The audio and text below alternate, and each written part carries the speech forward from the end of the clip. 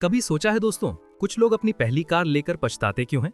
Budget होता है करीब 10 लाख, ड्रीम होता है एक भरोसेमंद कार का, लेकिन जल्द ही वर्कशॉप के चक्कर, महंगे पार्ट्स और बार बार आने वाली दिक्कतों की वजह बन जाती है। कारण सीधा है, गलत जानकारी और गलत चुनाव।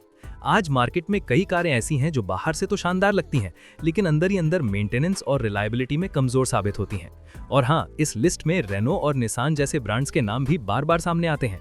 इसलिए इस बार हमने ना किसी ब्रांड को फेवर किया, ना किसी कंपनी को टारगेट।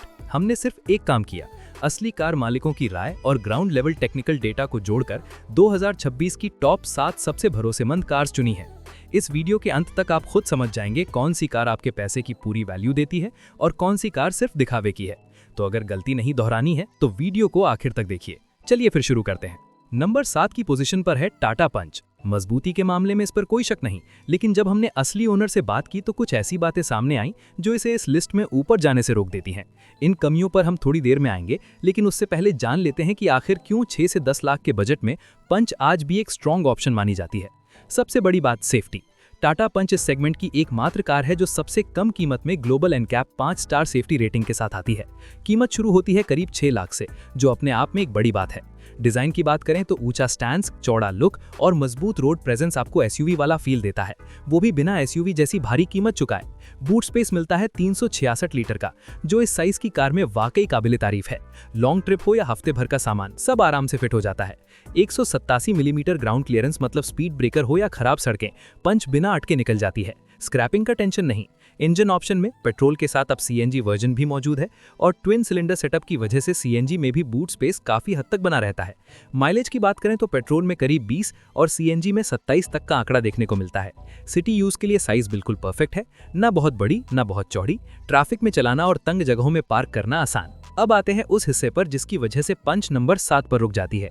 सबसे पहली शिकायत, परफॉर्मेंस। 1.2 लीटर इंजन होने के बावजूद हाईवे पर पिकअप कमजोर महसूस होता है। ओवरटेक के समय बार बार गियर बदलना पड़ता है। एसयूवी जैसा दम यहाँ नजर नहीं आता।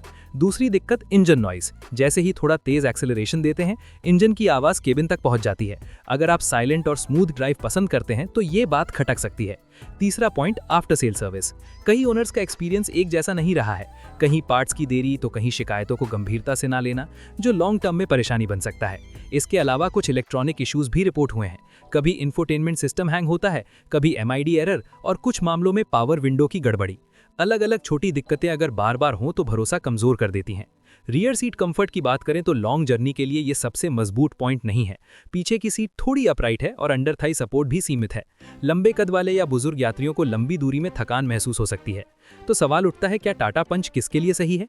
अगर आपकी पहली प्राथमिकता है टॉप क्लास सेफ्टी, कम बजट में एसयूवी जैसा लुक और ज्यादातर ड्राइविंग शहर और वीकेंड ट्रिप्स की है, तो टाटा पंच एक सॉलिड चॉइस बनती है, खासकर पहली कार के तौर पर। लेकिन चाहते हैं ज्यादा पावर, स्मूथ हाईवे परफॉर्मेंस, बेहतर लॉन्ग टर्म रिलायबिलिटी और ज्यादा कंफर्ट, तो अगली कार शायद आपके लिए ज्यादा सही साबित हो। हमारी लिस्ट के 6ठे नंबर पर आती है मारुति सुजुकी ब्रेजा। पहली नजर में ये कार शायद आपको बहुत ज्यादा एक्साइटिंग ना लगे, लेकिन असली गेम यहाँ दिखावे का नहीं, दिमाग का है। और यही वजह है कि सही बायर के लिए ब्रेजा की 8.70 लाख की शुरुआती एक्स शोरूम कीमत किसी जैकपॉट से कम नहीं लगती। सबसे बड़ा plus point, factory fitted CNG, वो भी बिना किसी समझौते के। ब्रेजा उन चुनिंदा कॉम्पैक्ट एसयूवीज में से है जिसमें आपको मिलता है 55 लीटर का फैक्ट्री फिटेड सीएनजी टैंक, साथ में 328 लीटर का प्रॉपर बूट स्पेस। मतलब सीएनजी ली और स्पेस की कुर्बानी नहीं थी। ऊपर से 3 साल की स्टैंडर्ड वारंटी और पेट्रोल इंजन जैसी स्मूथ रिफाइनमेंट। यहाँ मारुति अपना अनुभव साफ दिखा देती है। अगर आपकी डेली रनिंग ज्यादा है तो यही सेटअप आपके पैसों के साथ साथ आपका मेंटल पीस भी बचाता है। माइलेज की बात करें तो पेट्रोल में भी ब्रेजा मजबूत है और सीएनजी में तो मामला नेक्स्ट लेवल हो जाता है। जहां ज्यादातर कॉम्पैक्ट एसयूवीज पेट्रोल में 15 से 16 किलोमीटर का माइलेज देती हैं, वहीं ब्रेजा सीएनजी 25 किलोमीटर प्रति किलो तक निकाल लेती है। पेट्रोल में भी करीब 19 से 20 किलोमीटर प्रति लीटर, यानी लॉन्ग टर्म में करीब आधी रनिंग कॉस्ट, और यही असली फायदा होता है। अब आते हैं उस पॉइंट पर जिसके लिए मारुति जानी जाती है, सर्विस नेटवर्क। चाहे बड़ा शहर हो या छोटा कस्बा, मारुति की सर्विस लगभग हर जगह मिल जाती है। पार्ट सस्ते, लेबर अफोर्डेबल और अवेलेबिलिटी शानदार। इसी वजह से रीसेल वैल्यू हमेशा स्ट्रांग रहती है। 1.5 लीटर का इंजन और गियर बॉक्स रिलायबिलिटी के मामले में टेस्टेड, ट्रस्टेड और प्रूवन। लाखों सैटिस्फाइड कस्टमर्स इसका रियल वर्ल्ड प्रूफ हैं। सेफ्टी में पहले ब्रेजा थोड़ी पीछे मानी जाती थी, लेकिन अब अपडेटेड वर्जन में 6 एयरबैग्स मिलते हैं। अडल्ट में 4 स्टार और चाइल्ड सेफ्टी में 2 स्टार रेटिंग, जो इसे पहले से ज्यादा फैमिली फ्रेंडली बनाती है। लेकिन जैसा कि आप जानते हैं, कोई भी कार परफेक्ट नहीं होती। सबसे पहली कमी कीमत बनाम फीचर्स।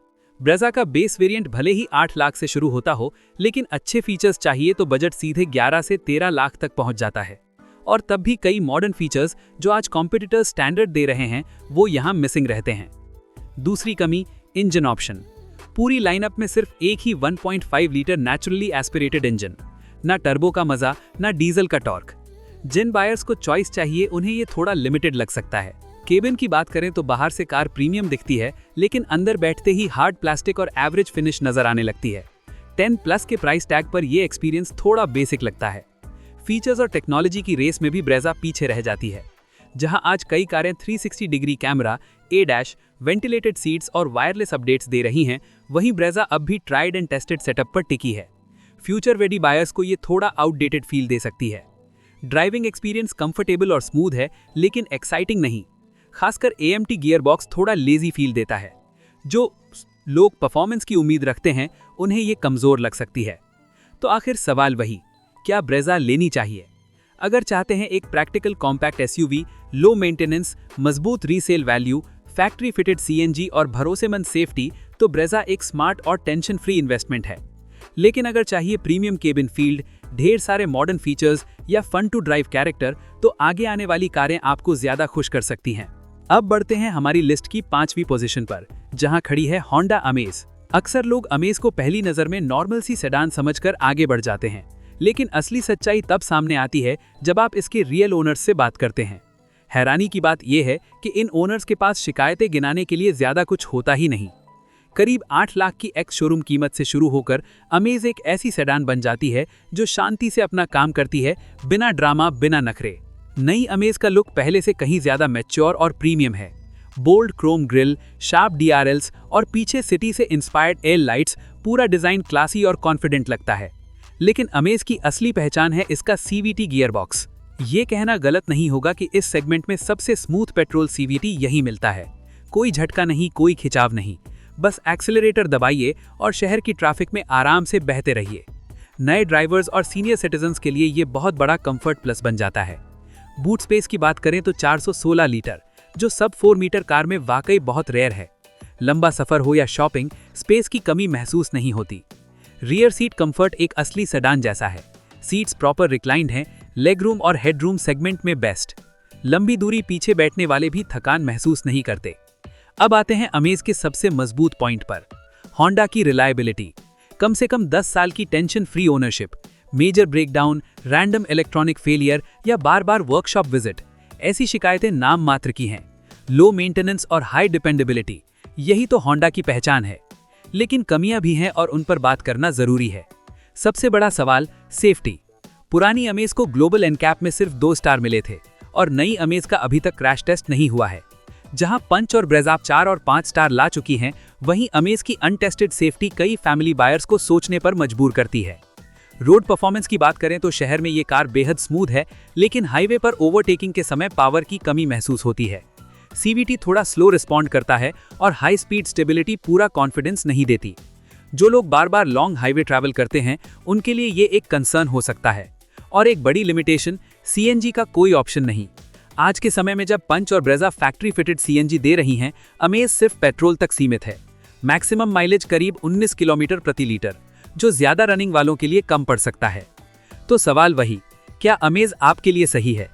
अगर आप चाहते हैं एक शांत सेडान, घर के लिए एक कंफर्टेबल ऑप्शन और टेंशन फ्री ओनरशिप, और हाईवे पर ज्यादा ड्राइव नहीं करते, तो अमेज आपको हर दिन स्कूल जाने वाले बच्चों की तरह शांत महसूस कराएगी। आरामदायक सेडान जो कम खर्च में सालों तक बिना शिकायत चले, जिसमें स्पेस अच्छा हो और ड्राइविंग स्ट्रेस फ्री हो, तो अमेज एक समझदारी भरा फैसला है। लेकिन सेफ्टी और हाईवे परफॉर्मेंस को लेकर एक बार जरूर सोचिए।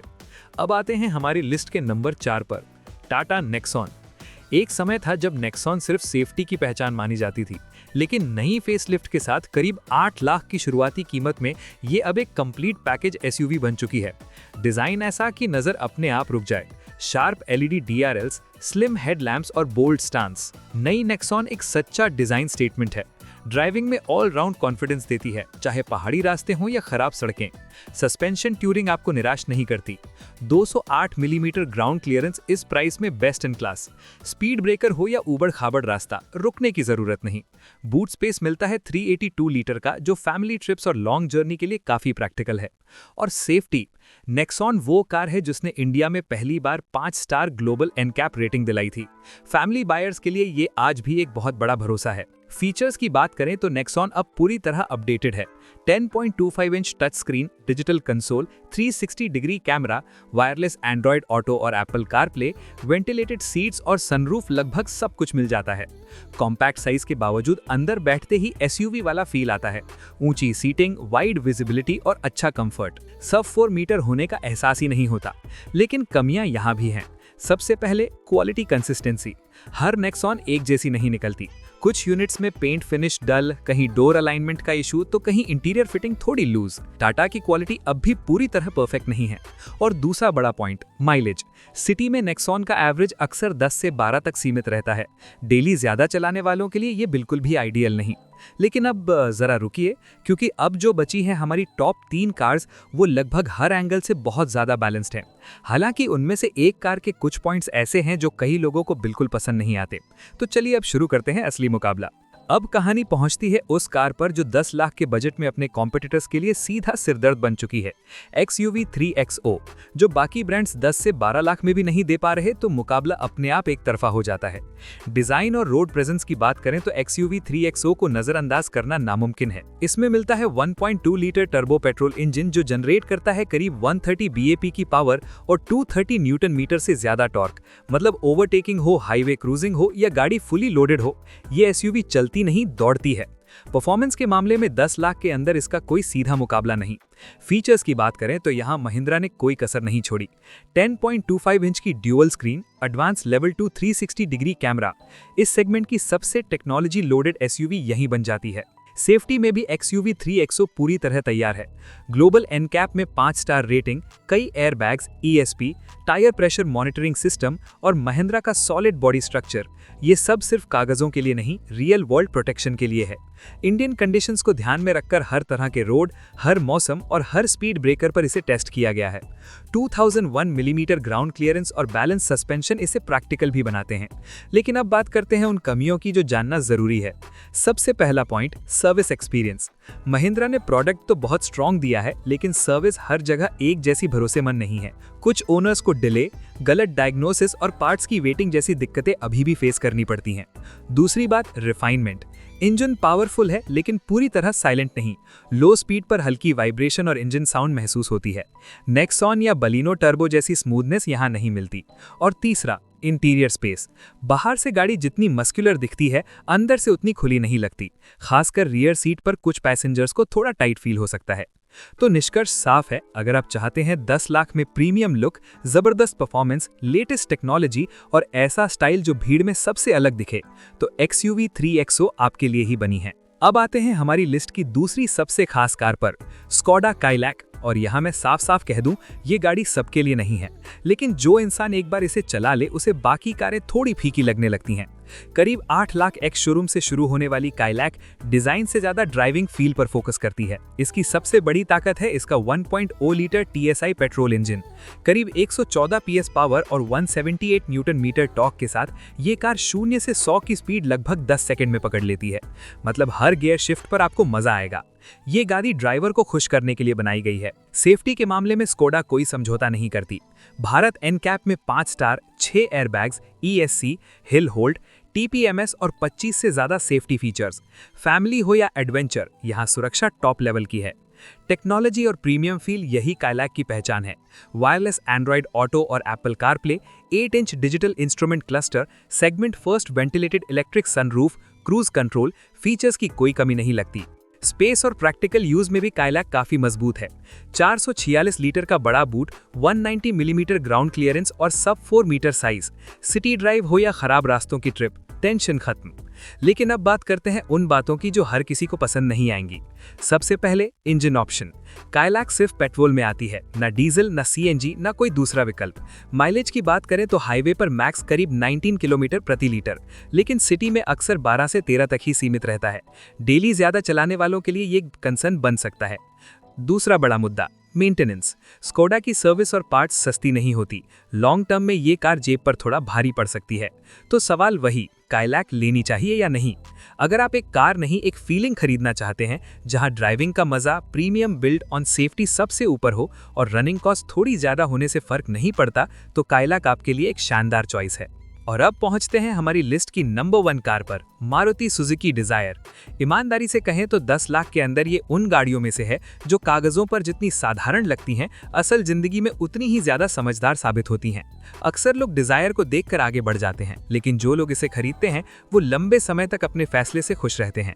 कीमत की बात करें तो डिजायर की शुरुआत होती है करीब 7 लाख एक्स शोरूम से, और यहीं से इसका वैल्यू फॉर मनी गेम शुरू हो जाता है। मारुति पर सालों से कमजोर बॉडी का टैग लगा रहा है, लेकिन नई डिजायर ने ये सोच पूरी तरह बदल दी है। नए प्लेटफॉर्म के साथ इसने ग्लोबल एनकैप में पूरे 5 स्टार सेफ्टी रेटिंग हासिल की है। मतलब अब भरोसे के साथ सेफ्टी भी बराबर मिलती है। अब आते हैं उस पॉइंट पर जिसकी वजह से डिजायर हर मिडिल क्लास घर की फेवरेट रही है, माइलेज। ये सिर्फ अच्छा माइलेज नहीं देती, ये असली मायनों में माइलेज किंग है। पेट्रोल में करीब 25 किलोमीटर प्रति लीटर और सीएनजी में लगभग 34 किलोमीटर प्रति किलो तक। मतलब डेली रनिंग कितनी भी हो, हर महीने की फ्यूल बचत आपको खुद याद दिलाती रहेगी कि डिजायर क्यों एक सही फैसला थी। रीसेल वैल्यू में भी डिजायर का कोई मुकाबला नहीं। 4 से 5 साल पुरानी डिजायर भी 60 से 70% तक अपनी कीमत निकाल देती है। यही वजह है कि ये सिर्फ एक कार नहीं रहती, बल्कि एक ऐसा एसेट बन जाती है जो चलाते वक्त भी पैसे बचाती है और बेचते वक्त भी पैसे दिलाती है। फीचर्स की बात करें तो यहाँ कोई दिखावा नहीं है। जो चीजें रोज के इस्तेमाल में काम आती है वही सब मिलती हैं। Android auto, Apple CarPlay, push start, keyless entry.